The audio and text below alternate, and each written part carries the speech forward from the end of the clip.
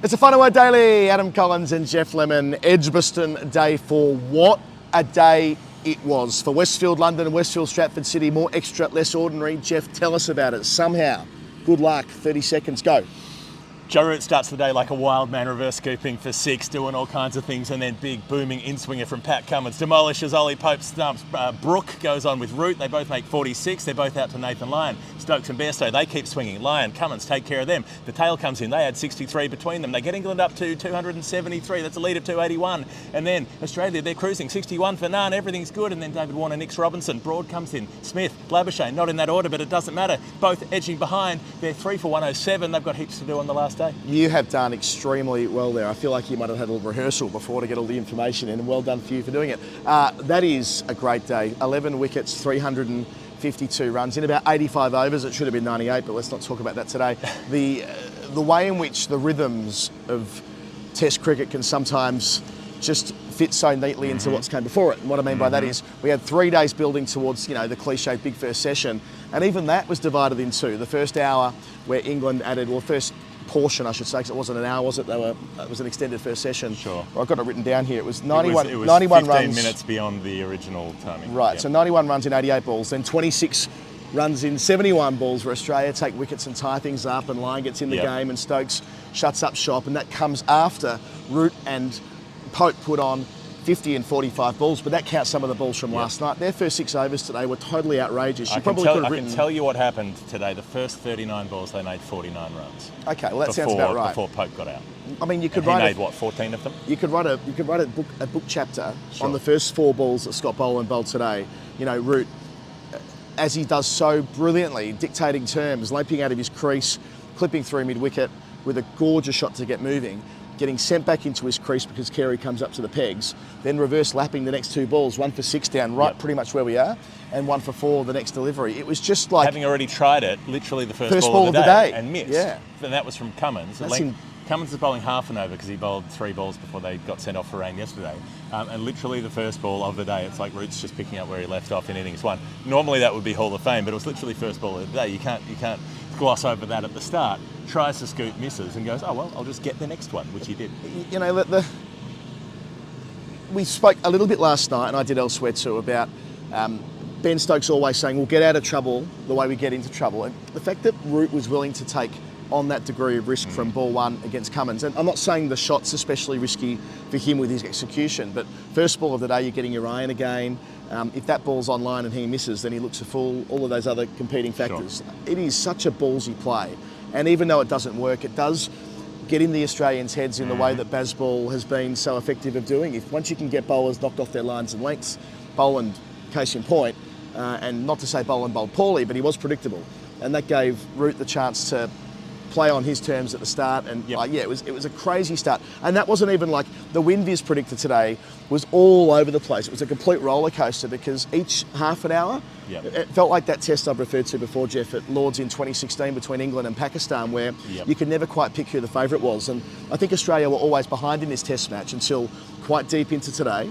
And they finally reached parity, and then they got ahead for a while. Now England have dragged it back late, and they're probably at parity again. I had a feeling, basically all day, I thought, if England gets to 250, that will be hard to chase last, because, there's been a little bit of inconsistency in the pitch, a couple will keep low, and you just have the pressure of trying to win a test match. And not everybody can come out and Johnny Bairstow a 4th innings and just say, oh, well, I'll just smash 100 at a run a ball. Other players and other teams don't do that and haven't done that. They don't have the practice at trying to do that. And so that was always going to be a difficult target to chase. Australia don't have a recent history of chasing big targets in the 4th innings. They rarely play that way. They either lose by a lot or they win by a lot. And they win early, they put big innings together, or they're so far behind the game that it doesn't happen. We've talked about this before. The number of, you very rarely see Australia bat out for a draw, at least in our era, maybe in this millennium. There wasn't a lot of, we're going to bat for 2 days for a draw. It's like, oh, well, we're going to get out in 2 sessions attacking, because that's, in some way, it's just not the way that Australia have played.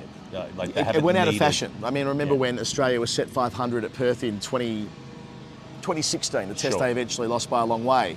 Michael Clark on telly at the time saying, well, all we need to do, Australia, all we need to do is make 500 runs in 4 sessions. You break it down, that's easy. And you're like, well, no. Maybe batting for 4 sessions to save a test could be possible, but racking up 500 can't. It was a mindset shift that probably took until Dubai in 2018 to get over that That's the hurdle. only example. That is literally the only one. So I was looking at those numbers tonight. Their last 300-plus run chase was Pat Cummins on debut in 2011. And there's not a lot of them. I don't think there's been many around this. This is the sweet spot, right? 281 feels glorious. It feels very 2005 energy. A lot of people, including myself, have been talking about the fact that in 05, Australia was set 282, and it's hard not to get drawn into that when it's been a test as equally compelling as it was here. What are we? 17 years ago, 18 years ago. Sure. But yeah, in terms of those, well, there've been 21, I think, off the top of my head, that were more than 250 set to Australia, that Australia was set to win in the fourth innings since that day. They've drawn 2 and they've lost 20. So there have been 22 that have been set, sorry. So if the run chase has been under 250, they've got all of them except for the one in Bangalore, where India bowled them out for 188. But anything above 250 they haven't got. They've had a couple of draws and lost everything else. Okay. And yeah, there have been some huge ones where they're set 500 or 600, but again, they haven't been able to bat for draws in those matches. So it's interesting that, I mean, Australia just aren't a fourth innings team in the modern era. They haven't had any notable fourth innings as a batting team. They've had quite a few notable ones as a bowling team when they've lost conceding big scores. So it's just interesting that's the way things have panned out. Although I do have the experience of being under a lot of pressure at indoor on that final morning. I know they were only chasing about 100, but maybe it was 100 and a little bit, but it felt like 400 on the basis of that pitch. So they do have in that dressing room Travis Head, who was instrumental in the victory that day. He'll be next in because Scott Boland walked out as night watchman. He has his highest test score at the moment, by the way. Boland's on 13 from 19 balls. So he's been night watchman a few times in test cricket, but this has been the most effective of those. Yeah, and the most daring. They sent him out with 20 minutes to go. I mean, that's a lot of work for a night watchman to do, especially one who lasted, 2 balls in the first innings when he just popped the short ball away to the bat pad catcher, and England thought, yeah, we've got this guy, we'll just wrap him up and then keep bowling at whoever's next. I know I've been sort of critical of what goes on behind us here in the Hoolleys a little bit on the podcast, and some people have picked me up on that.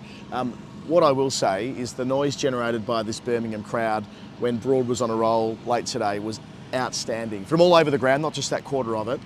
People were just absorbed by every ball. You know, I think that's what you get. It's the payoff for being invested over multiple days, is when you get a little passage of play that Broad was engineering, you know, all the cliches about with his knees pumping and when he gets on a roll and momentum and so on. Whipping up the crowd as he does so well. 36 years of age, but he's doing it, the longevity, right? So he started bowling Ashes defining spells in 2009 at the Oval, then there's 2013 at Durham, 2015 at Nottingham. I mean, if he goes out tomorrow and takes 5 or 6 and wins the test match, it won't be the decisive test match like it was in the aforementioned 3, but it will go a long way to England winning the series. And who would have thought that 2 weeks ago, when he was likely to be the 4th seamer, i.e. not picked this week, he would end up being by far England's most effective bowler in the test match. He had to play this week. And you mentioned Durham. I was getting real Durham 2013 vibes from this setup of this match situation. That was 299 to chase. This is 281. You've got Warner at the top of the order playing well and then getting out. You've got a senior in age terms left-hander partnering Warner with having a career revival. You've got Steve Smith in the middle order there. You've got a big blonde all-rounder at number 6 with a big front pad. So you mean the Khawaja-Rogers comparison? Yeah, the Khawaja-Rogers. There's the Watson Green. Like, there are a lot of things coming together, and then Stuart Broad coming in and bowl. I mean, he ended up taking 6 for at Durham in a burst late on that last day, but what he did late on this 4th day here was, it just felt similar. And I remember sitting there when they were about 40 for none, and I was talking to a couple of my English colleagues they're saying, well, this will be easy. And I was like, there's going to be a wicket, and then Broad is going to take 2, and they're going to be 3 down and stuff. So I could just feel it. I could feel it. Like, it was going to happen. I think that's exactly what panned out. I said on comms something like the Australian pair are going to have to get themselves out here, because Moeen at one end bowling without an index finger, and you've got Robinson down the other end, who bowled a couple of half trackers to Warner that just sat up to be mauled. I think one to Khawaja, one to Warner, to be fair, but both got absolutely mauled through the onside, pulling from pretty much stump height, because there was no venom in it. He looks knackered, despite, and they bowled on a couple of consecutive days. He just looked genuinely tired and short of a gallop, perhaps. Then he got the cross seamer to rear up a little bit, and it's not a high percentage delivery, the cross seamer, because they bowled a bit in one-day cricket, but if it hits the shiny side of the ball, it might bring the stumps into play.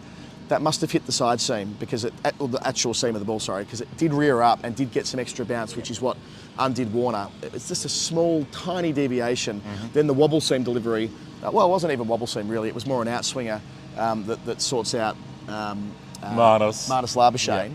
which is the second in the thread. Yeah, and that perfect length as well. He can't resist playing at it. Just feels for it a little bit.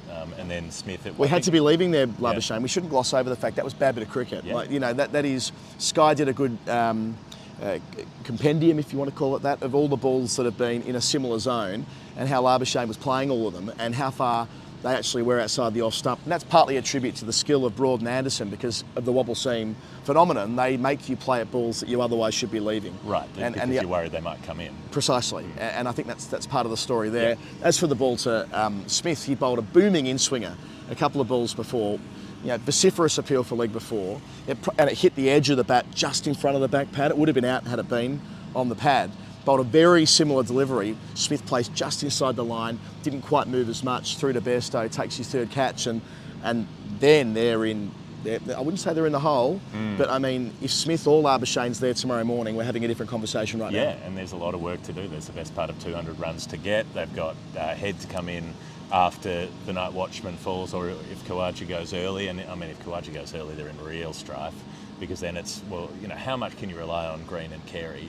Still two relatively inexperienced players in this side, even though they've been there and thereabouts for a couple of years. But you're asking a lot of them. I mean, Carey's delivered with the bat. We didn't even really talk about him in the first innings when we did the daily that day, and how important that 66 was from him after two contributions in the World Test Championship final that were important as well. But it's a lot to ask someone to back that up, say, 4 times in a row. I just think the fact that he's keeping so well at the moment and he's making runs, I would back Carey tomorrow. He completed his third stumping of the match today, which was a decisive moment. Root on 45, who was doing as he pleased. He truly was batting on a different surface. It's not been a difficult pitch, but the way he was manoeuvring the fielders around and the way he was attacking at will, it felt to me like, well, he's making twin tons here. This is happening here. Absolutely. It was locked on. I was negotiating swapping, writing the Australian topic for the sidebar so I could do a Joe Root one. Right. Because I thought this just looks absolutely ironed on at that point. Well, the ball that Lyon bowled from round the wicket, and to his credit, Lyon's been pretty consistent from that angle all week, finishes with 8 wickets for the match. That's an outstanding test match in the circumstances of the sides, England going after him all the time. But well taken by Carey, who had to move away to his left. That's the first time since Matt Wade completed 3 stumpings at Chittagong in 2017, and before that, you've got to go back to the 50s for another Australian keeper to have 3 stumpings in the same test. Well, you wait, there might be a little bit on this in the Hall of Fame as well. Harry Brooks sort of does the thing that he does, lumps the ball around, goes over cover, attacked Lyons, especially is the word I'm looking for. In the first 2 overs, Lyon bowled, went for 9 and 13, I think, from memory, and then Lyon is kept on, gets Root out after that. And then Brook as well, that was just before the break, and then Stokes comes in. Stokes takes a while to get going. That was kind of funny in itself. The boss of Bazball going, no, I'm just going to block a few on the front foot. I'm going to play out a maiden to Josh Hazlewood. He played out pretty much an hour like that, either side of lunch. I think there were 9 dot balls after the break as well before he started to sort of move through the gears a little bit. And the argument was charging and slicing. Yeah, and the argument was they needed to consolidate at that point. And Lyon, of course, also gets Bairstow. Yes. Reverse sweeping, gets him leg before. Lyon bowled all bar 2 overs from the Birmingham City end today. Which again, that's what Australia have right now, a dependable spinner who is set and forget, and England don't have that because Moeen Ali's finger's knackered. 4 more wickets for Lyon, so he's up to 495. Wow. Now he's on the cusp of that massive milestone. 4 more wickets for Cummins as well, who bowled so well. I mean, there's the one from yesterday, the little nick through. There's the incredible Yorker, it really curved in. A bit wider on the crease. When you bowl one of those to a number 10 or 11 and they miss it, you're like, well, okay, that looks really great. When you bowl it to a top order player and they just have no hope, I mean, it squeezes under the toe of Pope's bat and he just can't get near it. It was a stunning delivery. It was a stunning ball. You watch the replay in real time, the amount of pace and movement and hoop, and Cummins can do that. He was trying to get the in-swinging Yorker going at the start of play, misdirected a couple of them. But, I mean, Pope had absolutely no chance. It reminded me of almost Shah Akhtar. And, Shah would hit leg stump more than he would hit off stump. But when you get that ball right... You rarely see him hit off stump. Yeah, when you get that ball right, it's a joy. And it's one of the balls of Yep. the, I don't know, balls, well, certainly the ball of the match. Yeah. One of the balls of the year, and one will, I'm sure, reflect on in much the same way we do when he got Root out first ball at Manchester 4 years ago, and he gets Ben Stokes' leg before as well. One of the many, many balls of the century, if you will, the balls of this century. And then the Stokes wicket is so important because, again, well, he comes around the wicket to the left-hander, gets it to move in. You know, it's a shorter length, but it smashes him on the pad, nearly blasts the pad right off. So, you know, they review it because why not? But it's going on to hit 3 reds. And, I mean, that was so important at that point in time because, again, Stokes was up and running. He was starting to hit out. He was on 43. If he bats for another half hour, maybe he's on 73. And, you know, things had tilted really decisively. And then from the point that Stokes gets out, things slip back England's way because, you know, Moeen Ali clobbers a couple and then gloves a catch. But the last 3, Robinson, Broad, Anderson, they're able to put on 44 between them, those last 3. Yeah, and Anderson and Broad have now got the highest 10th wicket collective partnership ever for England, mostly due to how often they've batted together, but they put on 20 odd, I think it was, in the end, wasn't it? And the reverse sweep from Anderson, first ball, which was a joy to behold, probably Hall of Fame worthy. Indeed, why don't we migrate at this particular point as the tractor drives around just behind us, as tractors will at this time of night, to the Hall of Fame. The Final Word Hall of Fame is brought to you by Westfield London and Westfield Stratford City. Our friends at Westfield have been doing great things all the way through Father's Day, but that's not where it ends. Well, I can tell you one thing. Father's Day might be over here, but in Australia it's in September. Quite. So you could be in the UK and decide to celebrate Southern. It'd be like Christmas in July, but for Father's Day. I know that the conversations we've been having has inspired someone to buy a suit for my wedding there tomorrow, because they've heard it on the podcast. They're going to get down and get a suit for the wedding that we're having next week. Not me and the person in question, but me and Rachel. You could add a third, you never know. And they might get kitted out at, say, Charles Tyrwhitt to get their accessories, their tie and the other bits and bobs they might wear. They might buy a gift voucher, which is always a great option, and any number of places you can eat and drink, including Iguanas. Was it Iguana Joe's? No, that was on the central coast of New South Wales, where Belinda Neal got in trouble all those years ago. Don't you know who I am? That's one for my old Labor Party friends. You don't eat or drink iguanas, the lizards, just go to the place, the venue, that's different. All right, Hall of Fame, I'm going to throw in 2 for James Anderson, 1 for the reverse sweep first ball 4. I mean, who else was going to do it? Andy Bull was sitting next to me writing a piece about England's reverse sweeps, and he wasn't watching that ball, and I was like, excuse me, you have 1 more to add to your list. And he's like, oh, very, very excited. I went up to the balcony and ran over with my camera for his first ball, because I knew he was facing line. I'm like, he's going to play the reverse first ball, and captured every frame of it. And the other was when Smith was at the non-strikers end, and Anderson again does that thing that he discovered to annoy Smith, which is go and field right in front of where he wants to run. Yeah. So, you know, okay, the bowler's coming from around the wicket, but you're just going to go and stand right in front of him and then point his ass directly at Smith, sort of get down low in the crouch and kind of like he's just ready to break wind in his general direction, you know, and Smith's just, he has to run down the pitch really to get around Anderson for a single. How brilliant, speaking of annoying fielding positions, that England deployed the straight hit position today. It's like playing a video game, and Ben Stokes was there himself, and he was told by the batters and the umpire, I think Warner and Khawaja plus the umpires, sure, you can field there, but you're not allowed to move. So instead of walking in with the bowler, Ben Stokes stood like a statue as Moeen Ali bowled directly behind him. Again, that's something that you'd see in Super International cricket, not a test match. And the fields that Stokes was setting, you know, after when Boland walked out, when there was a silly point, 2 leg gullies, a couple in the cordon, a couple of catching covers. I mean, it's loose, of course, because all they're doing is trying to get a wicket. They're not caring about the runs.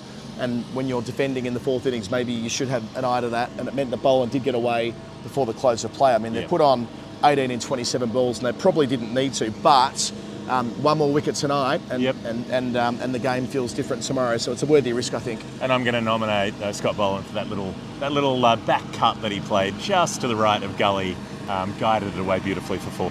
My last one is when they went out to bowl in the 4th innings, and England decided they didn't like the ball they'd selected, so they went up to the umpire and they got the ball box brought back out to them. So there was a 2-minute delay because they'd realised they made an error in the ball they'd selected to bowl with to start. And look, they did a good job of it too, because that ball eventually took a while, but towards the end started swinging. All right, and eventually it took 3 wickets. So we're going to be back tomorrow. Yes. Australia 107 for 3. That means they need whatever that is, 180 or 281 they need 107. They need it not to rain for more than 2 sessions. I think it's possible we'll rock up and It'll be raining tomorrow. The forecast isn't crash hot. 174, I think they need. If you can imagine an extended 45 over session solving this test match or resolving it. I think the forecast is it'll rain in the morning and should clear up later on. Yeah. So that won't be great if you're trying to stay up late and watch in Australia. But if you fall asleep, you'll have the final word, Ashes Daily, Day 5. You will indeed. That's brought to you by Westfield, London and Stratford City. Westfield.co.uk/United-Kingdom/London and find out 300 plus places you can go to the biggest shopping centre in Europe. Well, you can't beat that. If the competition is largest shopping centres in Europe, you can't do it. Can't anyway. Wouldn't want to beat them. Jeff Lemon, Adam Collins, this is the final word, Ashes Daily, Day 4. We'll see you on Day 5 and we'll tell you all about what happened then. I bet it's a tie.